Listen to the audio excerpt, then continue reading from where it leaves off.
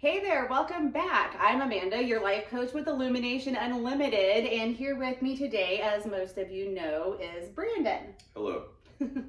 So earlier in the week, I posted a video where I got a good plug from Princess Belle, and she was discussing how we were going to be doing a series of videos involving relationships. We figured this is probably a really good time of year to discuss this topic.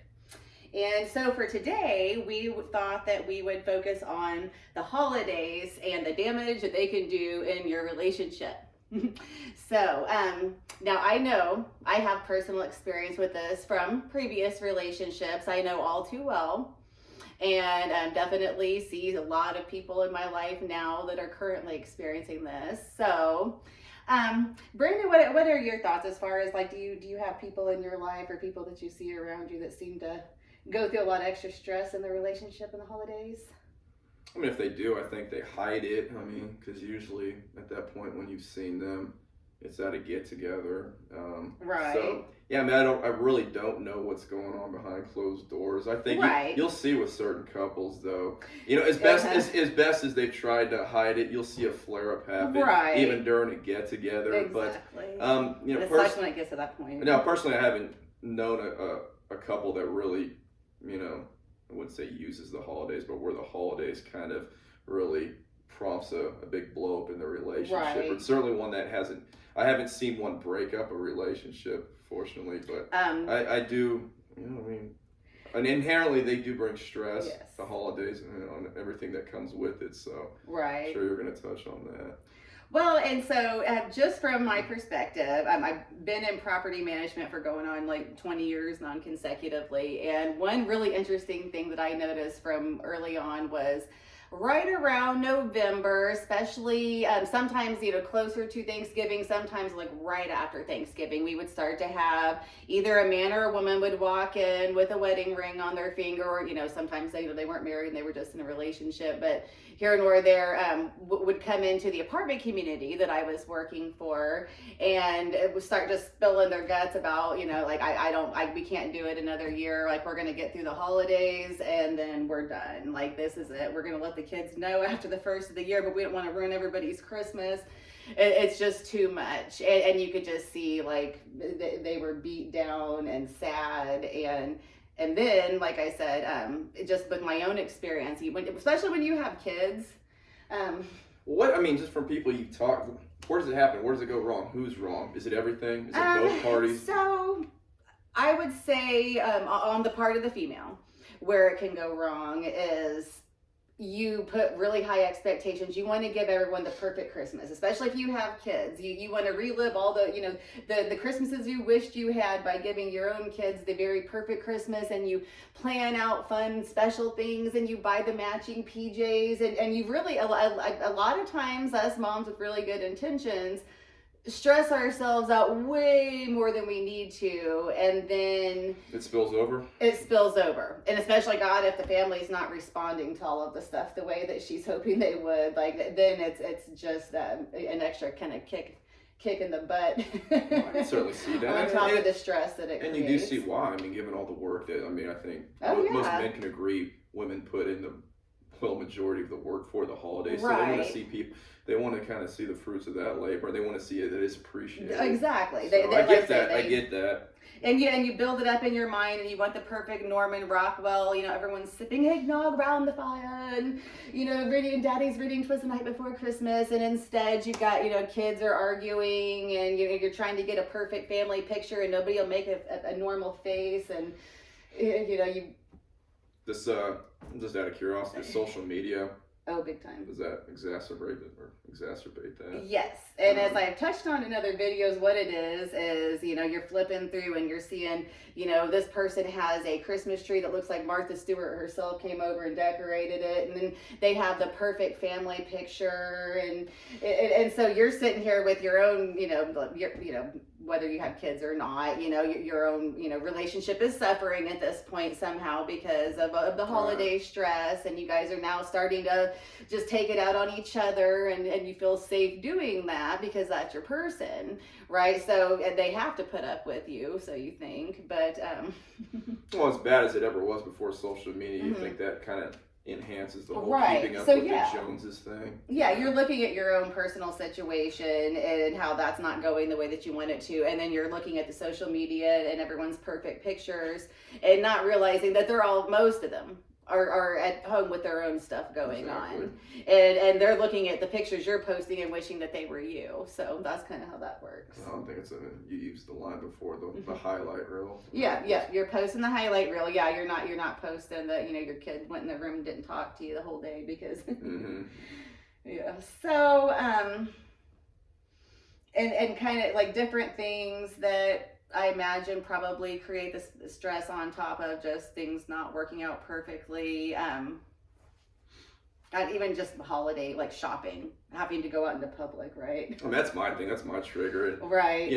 I'm not a big crowd person anyway, and just driving among a crowd of cars in a parking lot, trying to get out, trying to get in. Mm-hmm. Being around people, not my favorite thing, but Yeah. I mean, it's unless I can't even really see anything calling for it, but there's really no need for a blow up. I mean, you let a few expletives go, but on the guy's part, I don't know we're guys gonna get mad. They might cuss, they might drop an F-bomb, but Mm-hmm. to start blowing up at like your significant other, kids, I mean, it's like, why? I mean, just roll with it. Just don't be a dick about it. I don't know. Again, that's just one of the hundreds of aspects that adds to the stress Exactly. of holidays, and especially with a relationship Mm-hmm. while you're trying to maneuver through the holidays. But Mm-hmm.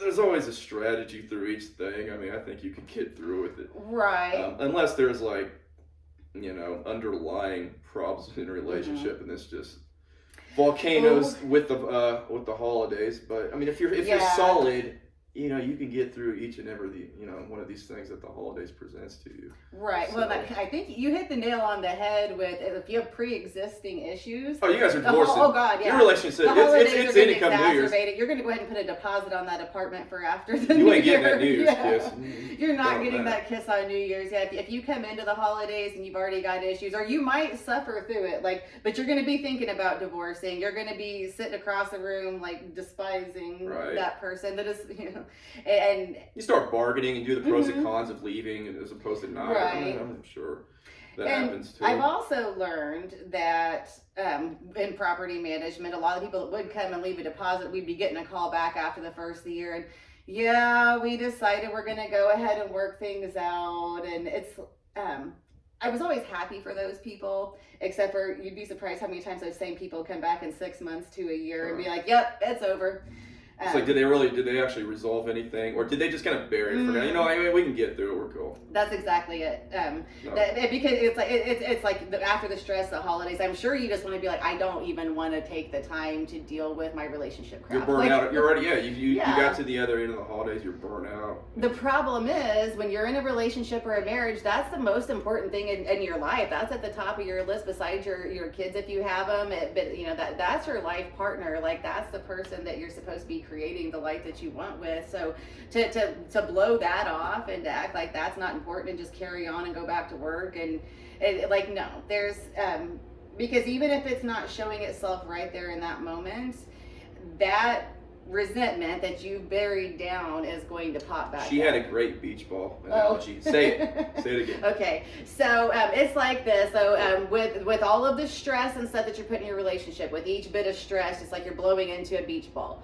And eventually you've got the beach ball all blown up full of the stress and relationship issues that you created, and then you don't want to deal with them, but you certainly can't have them out here in front of you, so you're going to push them down underwater. Then you're going to kind of just try to sit on it and hold it down there, and that works for a little while, but eventually if you any sudden movement and that thing is going to pop back up to the surface right in your face, and that is exactly Well said. Yeah, I love that analogy too. that is what happens when you do not work through your relationship issues. So True that.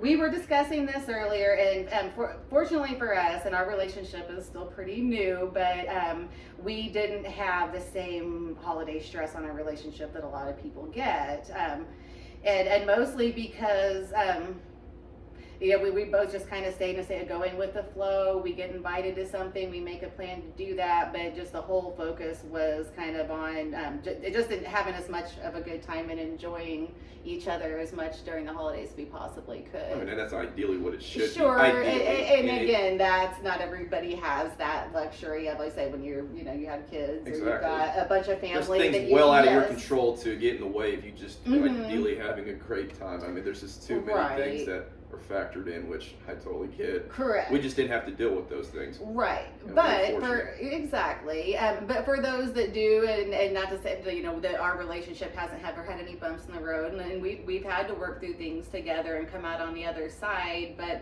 the most important thing is to not push it down and to make sure that you are actually express how you're feeling and that you come out on the same page and you come out still in love with each other. Yeah.